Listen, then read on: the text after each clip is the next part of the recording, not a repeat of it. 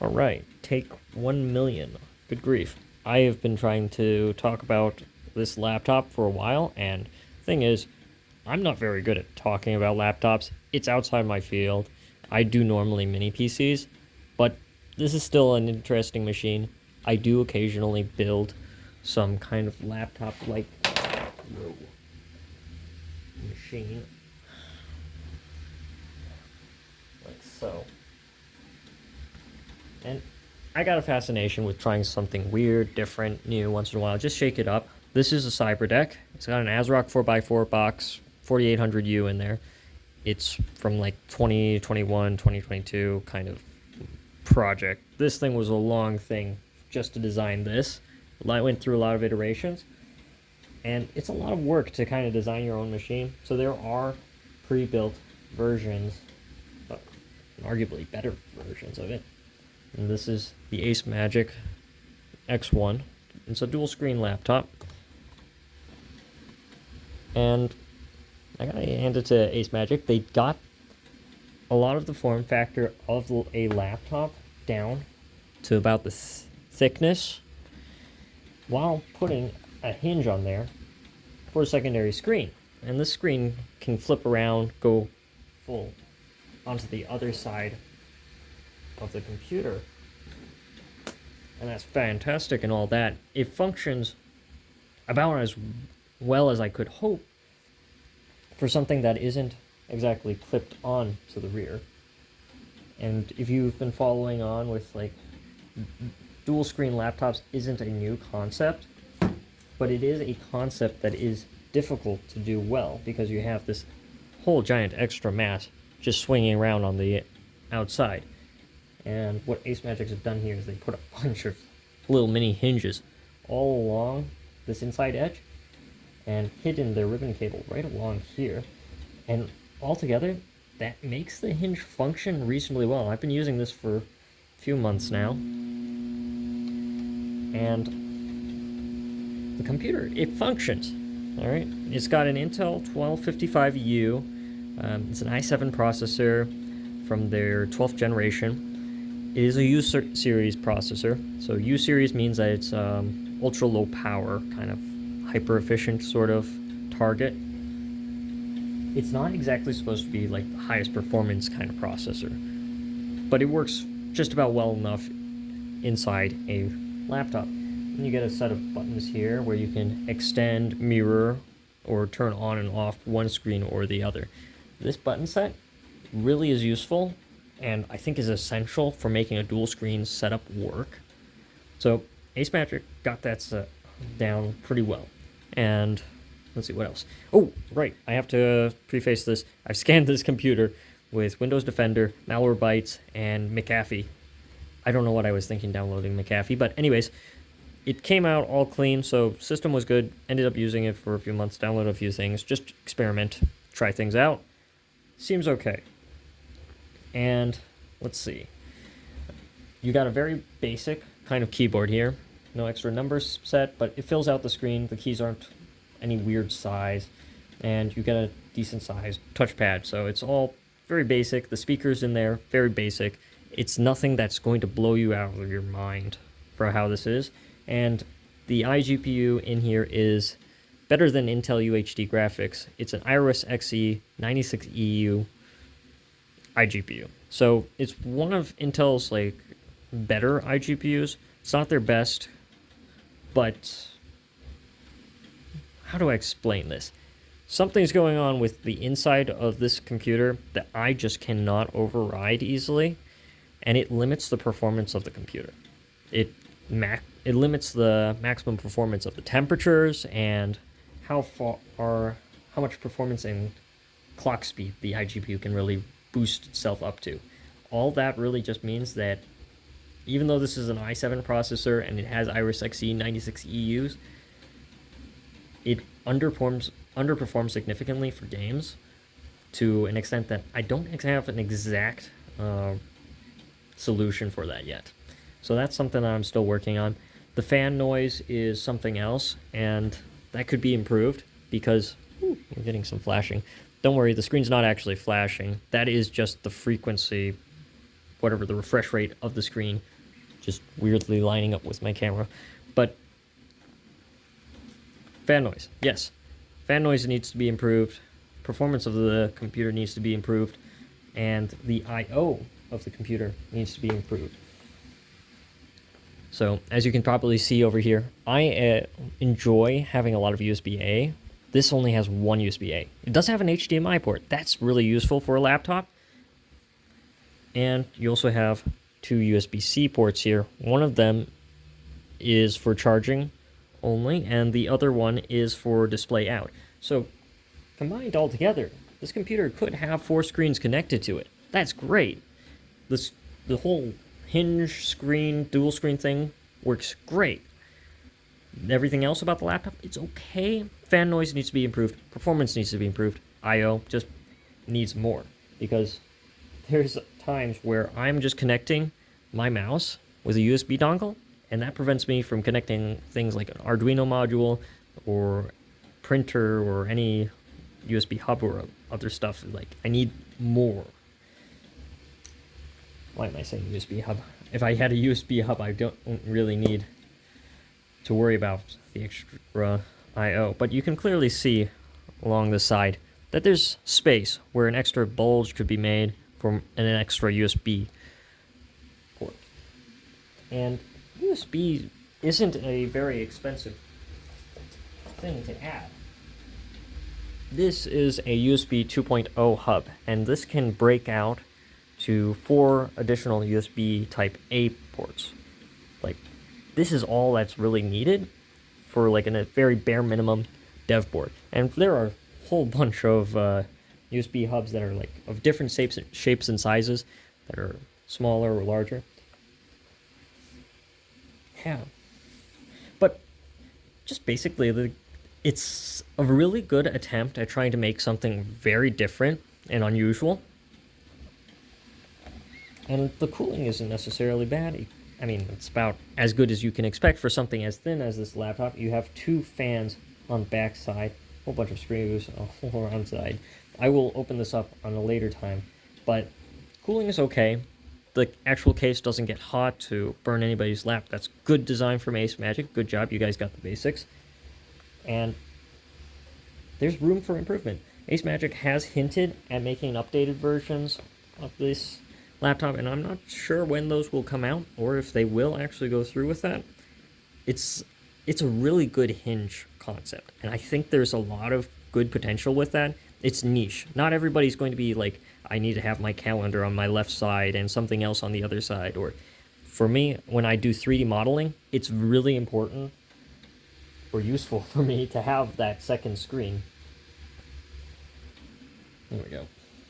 Because I can have like my main model on the center screen and then additional documents that I'm like constantly glancing to, or even a secondary model, and then I just bounce right off of each other, grabbing measurements that I need and everything else. Yeah, Fusion 360. That's a real good kind of CAD software. It's lightweight enough that you can run it on laptops and all sorts of stuff. What's another way? FreeCAD, if you don't want to apply for the free license for Fusion. That's understandable. But yeah, it's a really kind of decent attempt at Acemagic trying to push the boundaries of what kind of computers they can produce. I like that kind of creativity. I can't say that it's a perfect attempt, but it's a good first attempt. Oh, I have to sign in. Nope. So, let's see. I can open up a web browser. How much RAM was there? There was 16 gigabytes of RAM in this machine, and there are 2 storage drives as well. So there is the potential for increasing the amount of storage in the machine. I'm not sure about increasing the RAM, but I can take a look into the side of the machine in a later time. But the usefulness of kind of mirroring the screen is not as useful as I would have hoped. So what you can basically do, flip the second screen on the back side, hit the button, and it mirrors, so that way if you're like having like some sort of conference or meeting with somebody, you can see something and on the other side of the table somebody else can see something. I've used it maybe once or twice. It's very, very rare that I find it useful. Much more useful for me is that I just turn off the secondary screen just to save battery life. Battery life is okay. It's not incredibly long. I could easily get like 6-ish hours from this computer, but I'm not exactly testing this super hard on the battery. If you're buying a dual screen laptop computer, battery life isn't exactly the top priority. It is how well the screen hinges work together and perhaps fan noise. If Acemagic can kind of go through their BIOS and quiet down the fan noise, so that way the fan isn't constantly ramping up and down, up and down. Normally what I would do is use a software called UXTU and physically limit the maximum temperature to be like 60°C. But the weird thing about this laptop is that the temperatures are at well below 60°C. They're like 40 to 50 degrees Celsius most of the time, but the fan is still ramping up and down constantly.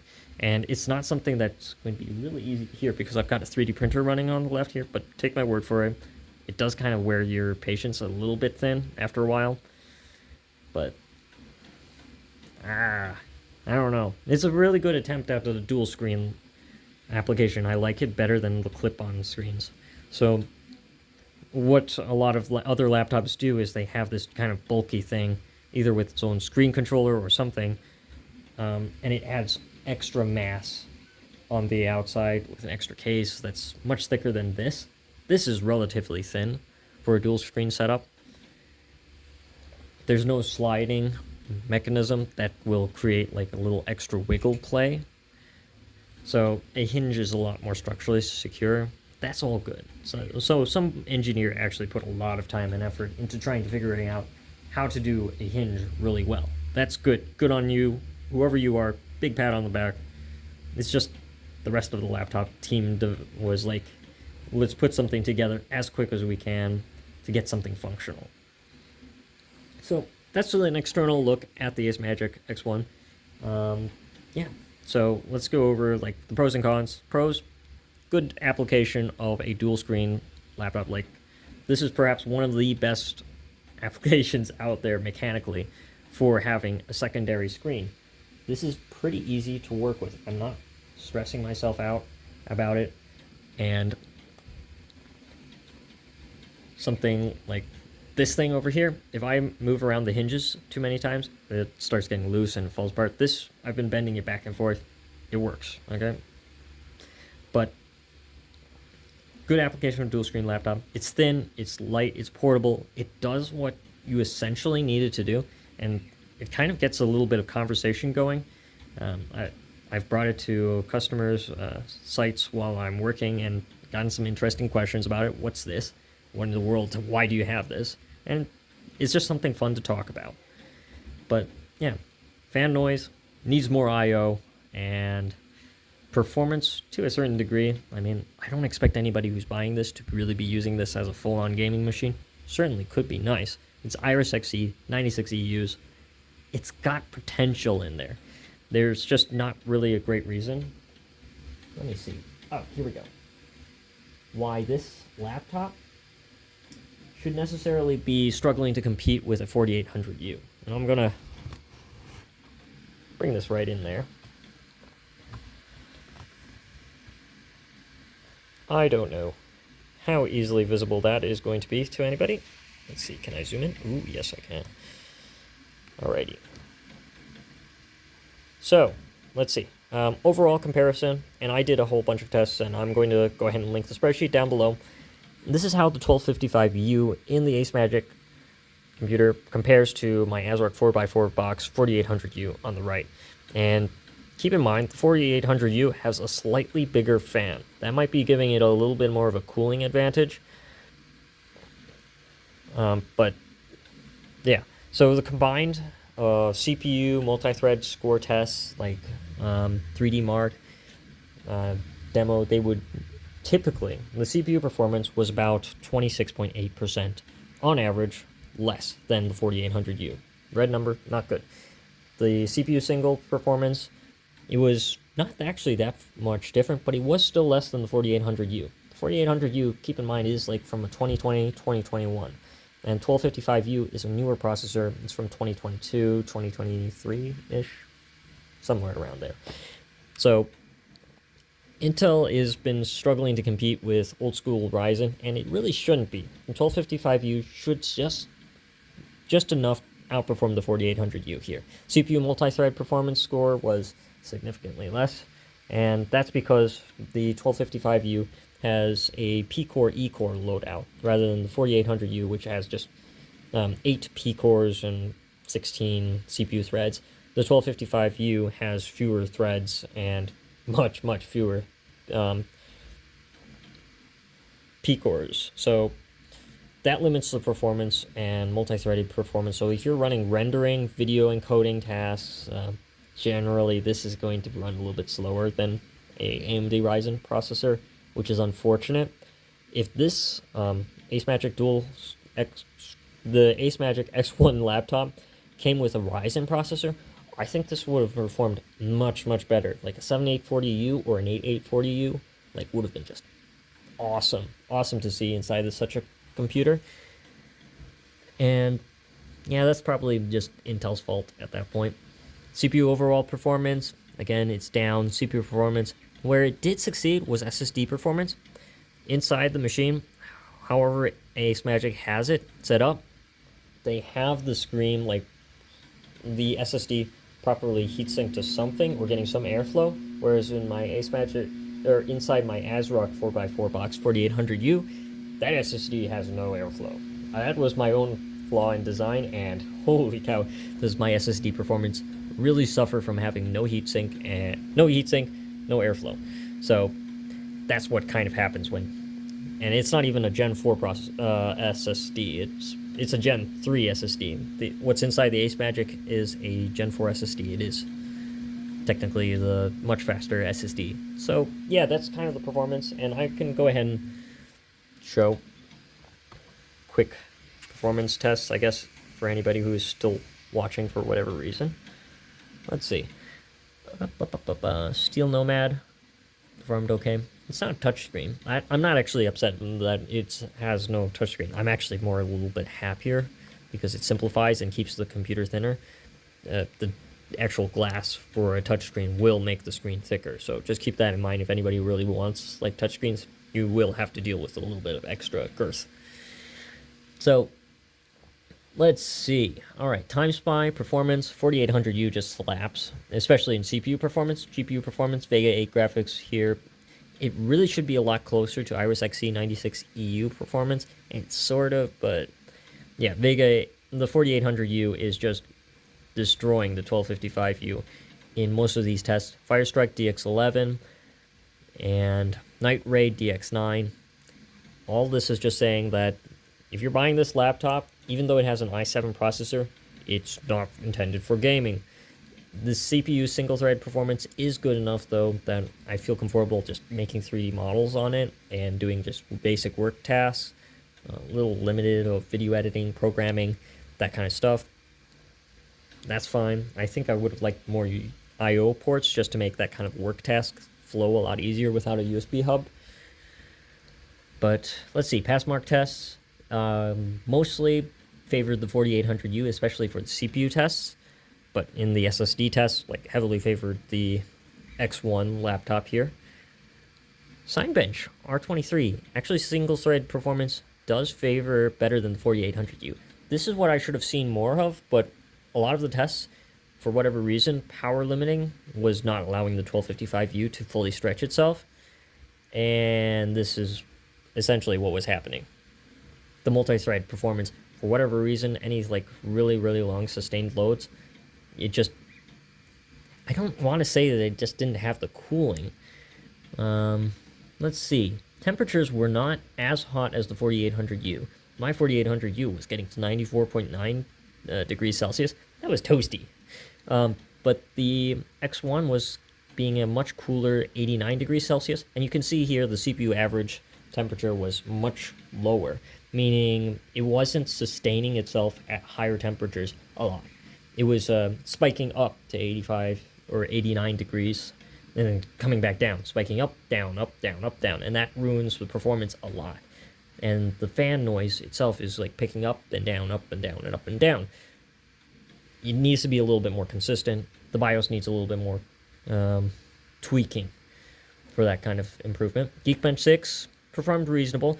This is what I want to see. 1255U is outperforming the 4800U in single-thread performance, but multi-thread performance, not so much. So it's this back and forth where AMD Ryzen had made so much improvements, and Intel has been trying to catch up. And I don't even know if this is even fair, because this is a 12th gen processor. I've seen 1240 and 1260p processors with the P connotation being a higher TDP, higher power limit, and H series processors having much better CPU performance than the U series processors. It's power efficient for a laptop, but it limits exactly what you can do if the manufacturer isn't tuning the BIOS exactly for the best results. And there is that degree of, I want more control. And it's very rare, because normally I'm very happy with what is there. Okay, let's see. OCCT, I didn't actually test this. Oops. So, buggers. Well, but yeah, Geekbench 6, all these other tests, averaged it all out. It's just not a great score for the 1255U, and that's what I mean by the performance. It really could have been better. But, hey, let's see. Oh, I'm having fun with my screen there. But, woo! Alright. Anyways, I need to get back to some other projects and other tasks. But I just wanted to say, like, this is a very good application of a dual screen laptop. I hope that other manufacturers kind of learn from this and build their own dual screen setups like this. I'm not like crazy about the clip-on kind of dual screens.